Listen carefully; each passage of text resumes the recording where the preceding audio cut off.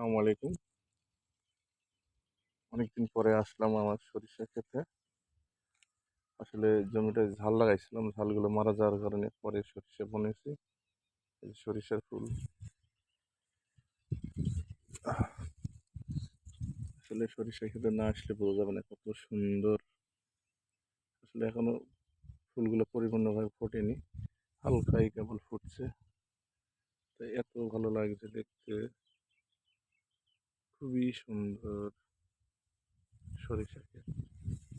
আসলে আজ এই জমিটায় সেমন আসা হয় না। তো আজকে সময় পেলাম এই জন্য আসলাম। সেই ছোট থাকতে এসেছি আর কোনোদিন আসি না, আজকে আসলাম। খুবই সুন্দর লাগছে, এত সুন্দর লাগছে আসলে সরিষা খেতে না আসলে বোঝা যাবে না। আর এর একটা ঘ্রাণ আছে, এই ঘ্রাণটা কি এত সুন্দর লাগে আমার। সরিষা ফুলের ঘ্রাণ খুবই সুন্দর লাগে, খুবই ভালো লাগছে সরিষা ক্ষেত দেখতে। আসলে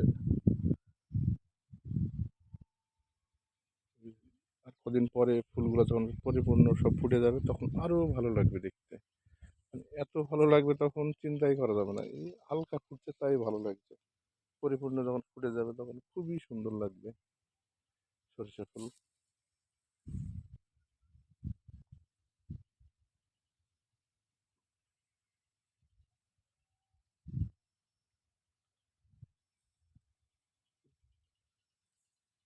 সবাই ভালো থাকবেন। আসসালামু আলাইকুম।